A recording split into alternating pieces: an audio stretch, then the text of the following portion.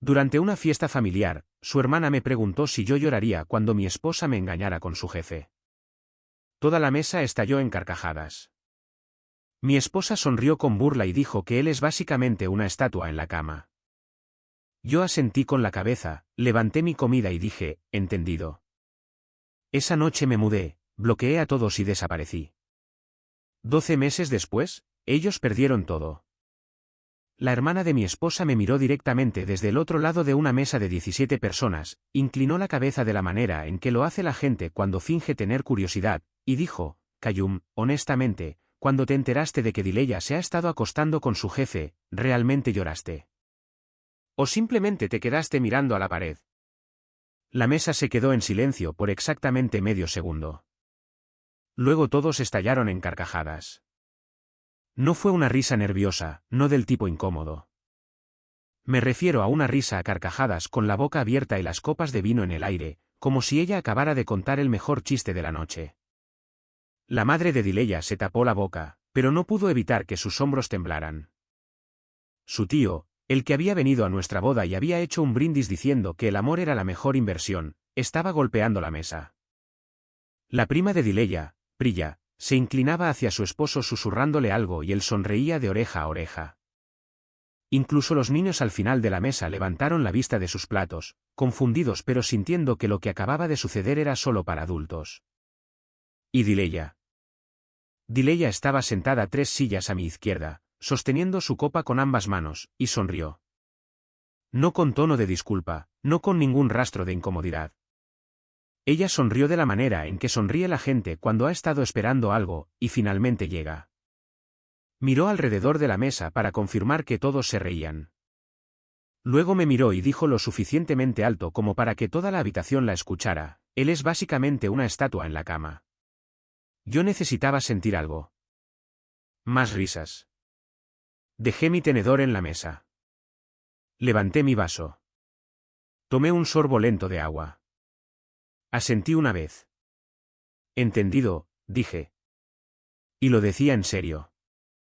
Porque lo que entendí en ese momento específico, con 17 personas riéndose a mis expensas en el comedor de mi suegra en Highlands Ranch, Colorado, fue que esto no era un error.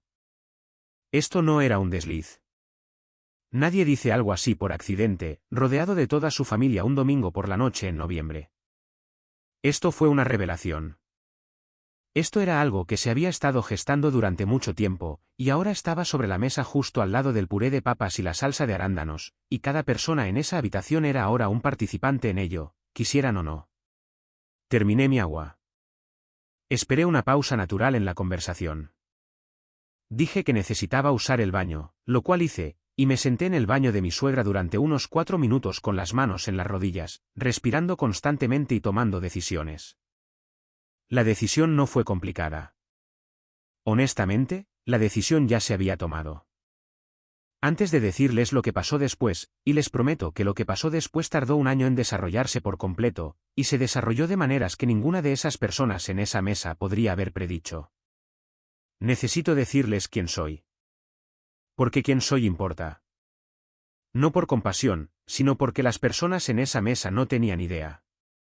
Y esa brecha entre lo que ellos asumían y lo que era realmente cierto terminó siendo toda la historia. Y antes de entrar en detalles, si este tipo de historia es algo de lo que quieren más, tómense 5 segundos y suscríbanse. Dejen un comentario a continuación diciéndome si creen que hice lo correcto. Y si vale la pena ver este vídeo, el botón de me gusta no les cuesta nada. Bien, volvamos a Denver. Mi nombre es Qayyum Reeves. Tengo 38 años.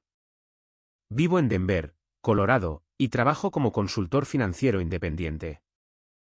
Lo que eso significa en la práctica es que administro carteras de inversión para individuos de alto patrimonio neto y pequeñas oficinas familiares.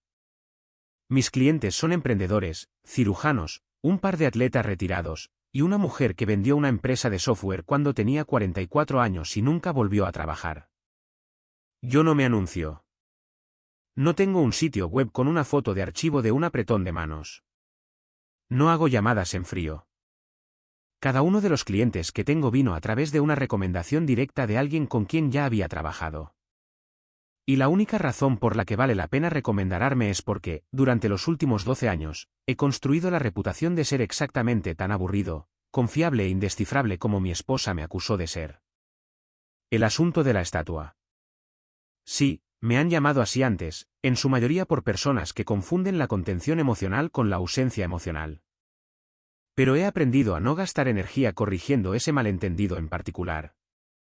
Las personas que entienden la diferencia no necesitan que se la explique, y las personas que no la entienden no se van a convencer con una explicación. Nadie en esa mesa sabía cuántos pesos ganaba yo. Ni la hermana de Dileya, Amber, que había hecho la pregunta. Ni la madre de Dileya, Patricia, que era dueña de la casa en la que estábamos sentados. Ni ninguna de las tías, primos o parientes políticos, que todavía estaban recuperando el aliento de tanto reír. Dileya sabía en sentido general que me iba bien, pero nunca le había expuesto los detalles financieros de una manera que ella pudiera repetir. Esto no era un engaño. Era simplemente mi forma de operar. El dinero es una herramienta. No andas agitando tu martillo en la cena. Crecí en Fort Collins, que está a 1 hora al norte de Denver. Mi padre trabajó en mantenimiento para un distrito escolar durante 30 años, y mi madre tenía un pequeño taller de alteraciones de ropa en la casa. No éramos pobres, pero tampoco vivíamos con comodidades de una manera que hiciera que un niño se sintiera seguro sobre el futuro. Lo que sí éramos era prácticos. Mi padre tenía una frase que usaba constantemente: gasta menos pesos de los que ganas. Ahorra la diferencia y deja que el tiempo haga el trabajo. Ese no es un consejo complicado, pero seguirlo consistentemente es una habilidad completamente diferente. Él lo siguió. Para cuando se jubiló, él y mi madre no tenían deudas, tenían una casa pagada y suficientes ahorros en pesos para estar bien. No ricos, bien. Yo observé eso y lo tomé en serio. Me pagué mis estudios en la Universidad de Colorado en Boulder, de la cual no me gradué en 4 años porque me quedé sin pesos en mi tercer año y tuve que tomarme 18 meses libres para trabajar. Regresé, terminé mi licenciatura en finanzas, aprobé mis certificaciones y comencé desde abajo en una empresa mediana de gestión de activos en el centro de Denver. Estuve allí durante 6 años. Me fui cuando tuve una base de clientes suficiente para independizarme, y nunca miré hacia atrás. Les cuento todo esto porque cuando Amber hizo su pregunta en esa mesa, se imaginaba a alguien frágil, alguien que había sido apoyado por las conexiones familiares de Dileya o la energía social de Dileya o alguna otra cosa externa a él mismo. Ella se imaginaba a alguien que necesitaba que las cosas siguieran exactamente como estaban. Ella estaba equivocada, y yo sabía que estaba equivocada, razón por la cual fui capaz de asentir, decir entendido y terminar mi comida sin que me temblaran las manos. Conocí a Dileya en un evento de recaudación de fondos para la caridad en Cherry Creek hace 6 años. Ella tenía 31 años en ese momento. Trabajaba en marketing para una empresa mediana de bienes raíces comerciales, y era buena en eso. Era el tipo de persona que llenaba cada habitación en la que entraba, no de forma ruidosa, pero de manera continua. Siempre tenía algo que decir, siempre conocía a alguien que conocía a alguien, siempre hacía presentaciones que resultaban ser útiles. En eventos como en el que nos conocimos, ella estaba en su elemento. Yo no estaba particularmente en el mío. Estaba allí porque un cliente había comprado una mesa y necesitaba a alguien para ocupar el asiento. Y me presenté porque decirle que no a los clientes es una mala práctica. Ella se me acercó. Lo recuerdo claramente porque yo estaba de pie cerca de la ventana mirando la calle de abajo. Lo cual, en retrospectiva, probablemente sí parecía un comportamiento de estatua. Y ella vino, se paró a mi lado y dijo: eres la única persona aquí que parece que preferiría estar en cualquier otro lugar. Y respeto eso. Me agradó de inmediato. Salimos durante 14 meses. Me tomé mi tiempo. Siempre me tomo mi tiempo. Ella dijo en algún momento que yo era la persona con el ritmo más deliberado con la que había estado, lo cual quiso decir como un cumplido, aunque más tarde escucharía la palabra deliberado usada sobre mí de una manera menos generosa. Nos casamos en septiembre, hace 4 años, en un lugar en el Valle del Río Platte con unos 90 invitados. Fue un buen día. Yo creía en ello. Los primeros 2 años estuvieron bien. No fueron perfectos, pero estuvieron bien. Tuvimos las fricciones habituales, ella queriendo más compromiso social del que yo solía proporcionar, yo queriendo más tranquilidad de la que ella solía ofrecer. Ella trabajaba largas horas. Yo trabajaba largas horas.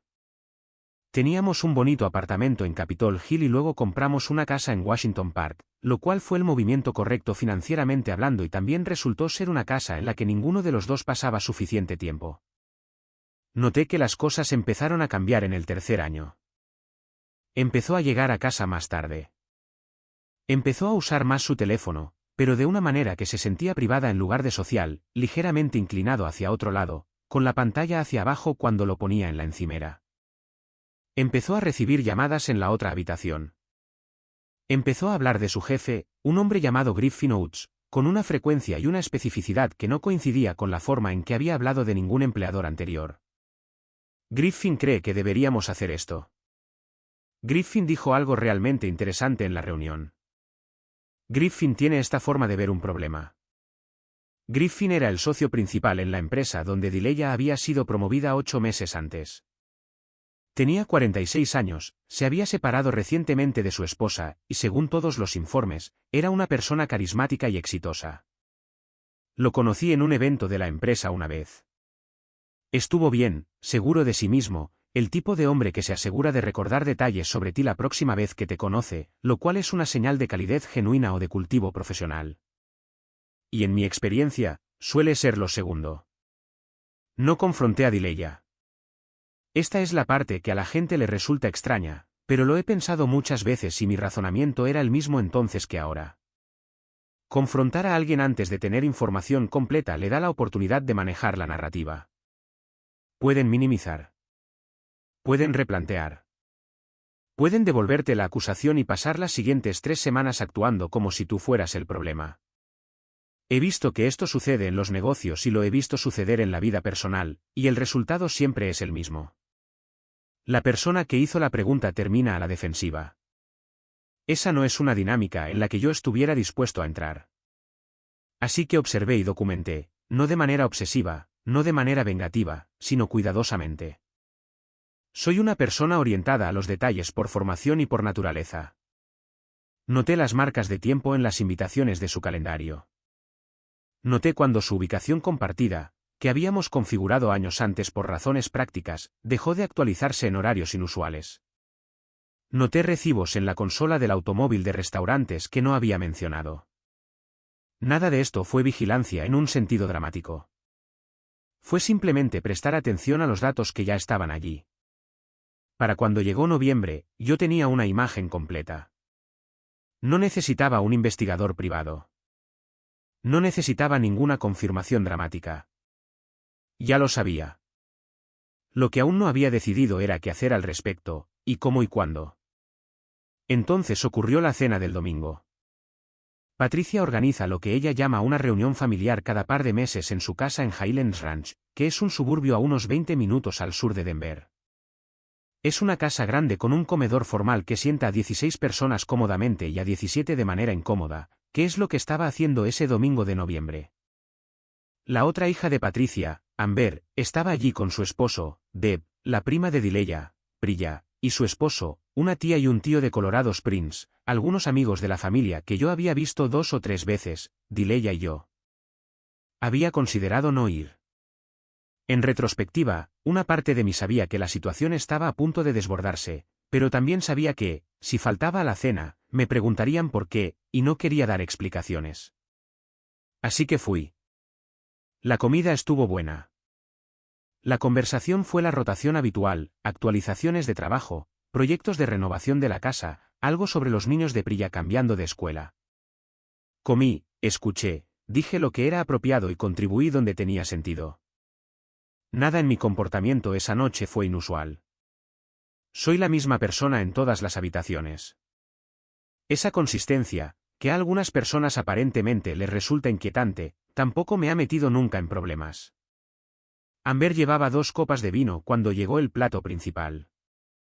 Conozco a Amber desde hace 6 años y tiene un patrón predecible. Con 1 copa, es cálida. Con 2, es audaz. Con 3, dice cosas por las que pasará los siguientes días manejando las consecuencias.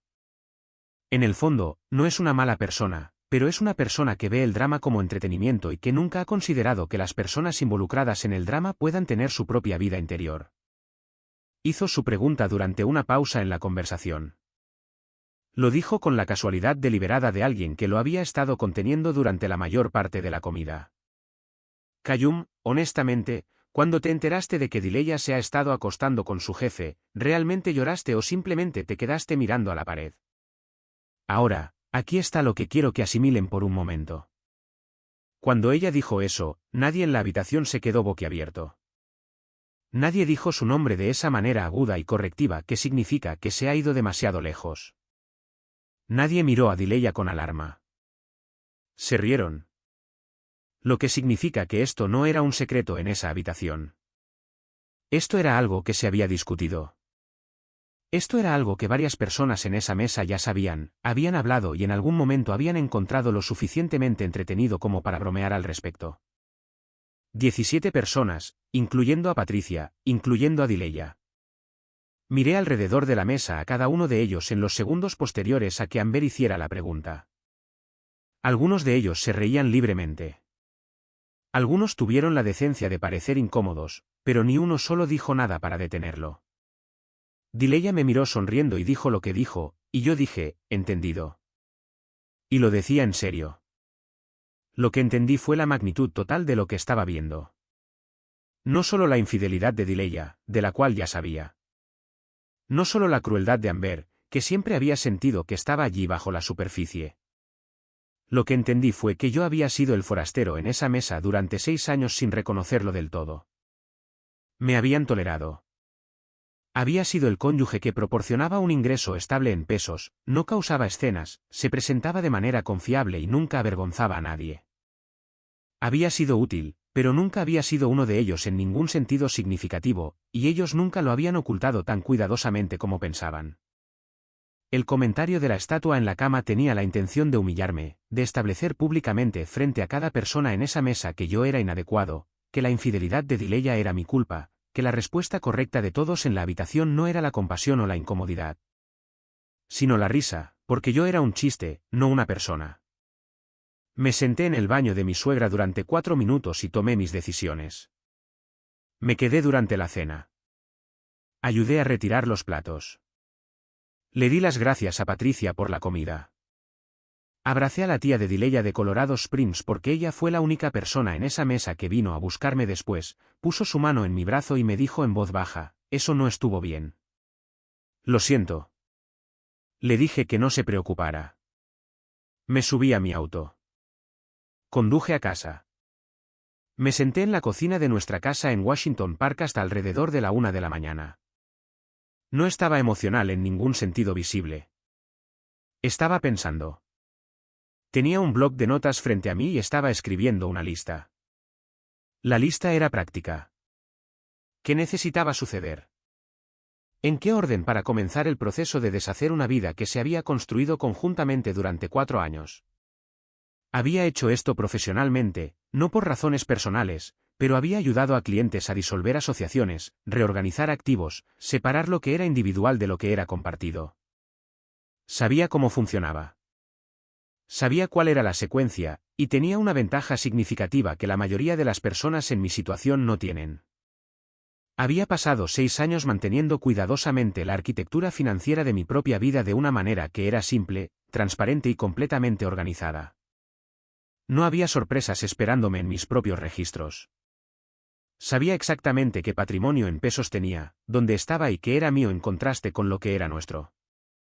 A las 2 de la mañana, le envié un correo electrónico a una abogada de derecho familiar en Denver llamada Susan Alpert, quien me había sido recomendada 18 meses antes por un colega cuyo divorcio había visto desarrollarse. Le dije que necesitaba una consulta y que estaba preparado para moverme rápidamente. Ella respondió a las 7 de la mañana siguiente con un espacio de tiempo para el martes. Luego empaqué, sin dramatismos. Llené 2 maletas grandes y un portatrajes con todo lo que necesitaría de forma práctica en el día a día. Mis materiales de trabajo, mi computadora portátil, mis documentos, que siempre había mantenido en mi propio sistema de archivo, no en uno compartido. Las cosas que eran mías específicamente. Dejé las cosas de Dileya completamente intactas. Dejé los muebles. Dejé la cocina. Dejé el arte en las paredes que ella había elegido. Le envié un mensaje de texto a mi hermano Nathan, que vivía en Fort Collins, y le pregunté si podía quedarme con él por unas semanas mientras encontraba un lugar. Llamó de inmediato. Le dije que le explicaría en persona. Él dijo, por supuesto. No presionó. Conduje hacia el norte por la Interestatal 25 a las 3 de la mañana con las luces de la ciudad en mi espejo retrovisor. Luego bloqueé todos los números conectados a la familia de Dileya. El de ella no. Lo dejé abierto porque ella seguía siendo legalmente mi esposa y necesitaba el canal de comunicación para lo que se avecinaba. Pero bloqueé a Amber, a Patricia, a Priya, al primo, a la tía, a cada contacto en mi teléfono asociado con ese mundo. Luego cerré todas mis redes sociales personales. No eliminé las cuentas. Simplemente las desactivé. No quería que quedara ningún rastro mío disponible para que nadie en esa mesa pudiera revisar, hacer capturas de pantalla, analizar o discutir. Me había ido. Durante las primeras 2 semanas, el enfoque de Dileya fue tratar mi partida como una reacción emocional temporal. Envió mensajes de texto que comenzaban con, Callum, vamos, sé que estás molesto, pero tenemos que hablar. Dejó mensajes de voz que eran tranquilos y racionales en el tono, pero operativamente sin sentido. No decían nada, no ofrecían nada, no explicaban nada. En ninguna de estas comunicaciones reconoció la cena. No se disculpó por lo que había dicho frente a su familia. No se disculpó por Griffin. Habló de la cena como si fuera un malentendido que yo necesitaba superar. Yo respondía a los mensajes de texto cuando eran logísticamente necesarios. Cuando no lo eran, no respondía. Susan Alpert resultó ser una abogada tranquila y extremadamente efectiva que me recordó en sus modales y enfoque a las personas que más respeto profesionalmente. No fue dramática. Fue minuciosa. Explicó cómo sería el proceso dados los detalles de nuestra situación. Explicó a qué tenía derecho y cuáles serían los probables puntos de discordia. Y luego me dejó hablar durante unos 20 minutos sin interrumpirme, lo cual aprecié. Presentamos la demanda en diciembre. La respuesta de Dileya al ser notificada de los documentos fue la primera vez que vi alguna emoción real de su parte. Me llamó 12 veces en 2 horas.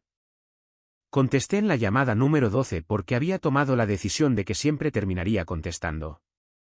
No la ignoraría indefinidamente porque no es así como me comporto, pero contestaría según mi propio horario. Ella estaba llorando. Dijo que yo estaba exagerando. Dijo que la cena había sido una broma estúpida que Amber había sacado completamente de proporción. Dijo que lo de Griffin no era lo que parecía, que ella ya lo había terminado hace semanas y que podíamos arreglar esto si yo simplemente volvía a casa y hablaba con ella en lugar de esconderme en Fort Collins como un niño. Yo le dije, Dileya, he contratado a Susan Alpert y ella estará en contacto con tu abogado. No creo que debamos hablar fuera de ese proceso en el futuro. Ella dijo algunas cosas más. Yo escuché. No discutí nada de eso. Cuando terminó, dije, estaré en contacto cuando sea necesario. Y terminé la llamada. Contrató al cuñado de Amber como su abogado, lo cual resultó ser un error porque su cuñado era un abogado de práctica general que manejaba principalmente contratos comerciales y no había manejado un divorcio con el nivel de complejidad financiera en pesos que involucraba el nuestro. Susan no tardó en desarmar cada posición que avanzaba a su oficina. Esto no fue algo que yo diseñé. Fue simplemente una consecuencia de que Dileya eligiera a alguien basándose en la familiaridad en lugar de la competencia. Para febrero, había encontrado un apartamento en el barrio Golden Triangle de Denver. Una unidad limpia en un piso alto con vista a las montañas y suficiente espacio para mi configuración de trabajo. Pasé un fin de semana haciéndolo funcional. Y luego dejé de pensar en él como una situación temporal y comencé a pensar en él como el lugar donde vivía. Esa transición importa. A las personas que tratan sus circunstancias como temporales les resulta difícil prosperar en ellas. Decidí que esta era mi casa y haría que se sintiera como tal. Mi negocio no se había detenido. No había perdido un solo cliente. No había faltado a una sola entrega. Cuando los clientes preguntaban en general cómo me iba, decía bien, porque lo estaba en todas las formas que importaban profesionalmente. No soy una persona que trae la disrupción personal al espacio profesional. No porque la suprima, sino porque he descubierto a lo largo de muchos años que ambas cosas son genuinamente separables si decides separarlas. En marzo, 6 meses después de la cena, sucedió algo que no esperaba. La tía de Dileya, la que me había buscado en la reunión y había dicho «eso no estuvo bien», me llamó desde un número que no reconocí. Casi no contesto, pero algo me impulsó a hacerlo. Su nombre era Connie y era la hermana mayor de Patricia. Y me dijo que se había sentido incómoda con respecto a esa cena desde el momento en que se había ido, y que se lo había dicho a Patricia, y que la respuesta no había sido la que ella esperaba. Dijo que la familia de Dileya había estado hablando de mi partida como si yo estuviera teniendo un colapso mental, enmarcándolo como una respuesta inestable e irracional a lo que ellos llamaban un malentendido. Dijo que a varios de ellos les había sorprendido que yo no llamara, no me comunicara, no intentara negociar o reconciliarme, y que mi continuo silencio estaba empezando a inquietar a la gente. No están acostumbrados a que alguien simplemente se vaya, dijo. Le pregunté qué habían esperado. Ella se quedó en silencio por un momento. Creo que esperaban que lucharas por ella, que rogaras. Creo que pensaban que tú los necesitabas a ellos más de lo que ellos te necesitaban a ti. Le agradecí por llamar. Le dije que estaba bien. Me dijo que me creía. El divorcio finalizó en septiembre, 11 meses después de esa cena. El acuerdo fue justo. Nuestros activos en pesos se dividieron según lo que cada uno había aportado y contribuido. La casa de Washington Park se vendió y dividimos el capital. No hubo elementos dramáticos o impugnados. El proceso fue desagradable pero no feo. Creo que Dileya había esperado más de él emocionalmente, más conflicto, más exposición, más oportunidades para volver a litigar lo que había sucedido. En cambio, fue una serie de documentos, una serie de firmas, y luego se acabó. Me enteré a través de Connie, quien para ese momento se había convertido en alguien con quien me comunicaba ocasionalmente, de la misma manera que mantienes el contacto con la única persona en una situación difícil que se comportó con integridad.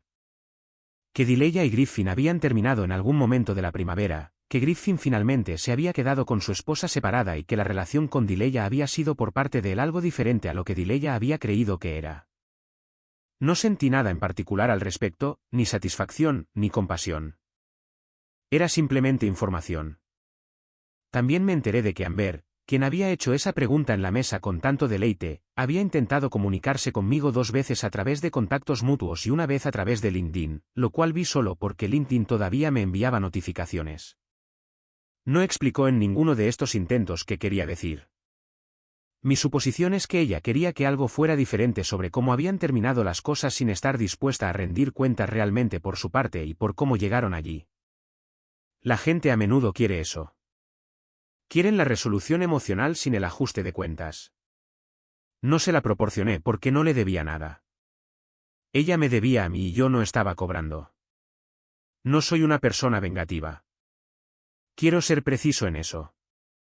No me fui para castigar a nadie. No me quedé en silencio para torturar a nadie. Me fui porque la información estaba completa, la decisión era clara y no había nada más que hacer que comenzar. Que las personas en esa mesa sufrieran consecuencias no sucedió porque yo lo planeara. Sucedió porque las acciones generan resultados y yo simplemente me aparté del camino de los suyos. Un año después, estoy sentado en mi apartamento en Golden Triangle un martes por la mañana mirando las montañas por la ventana. Y quiero decirles lo que realmente tengo ahora. Tengo un negocio que creció un 12% durante el último año.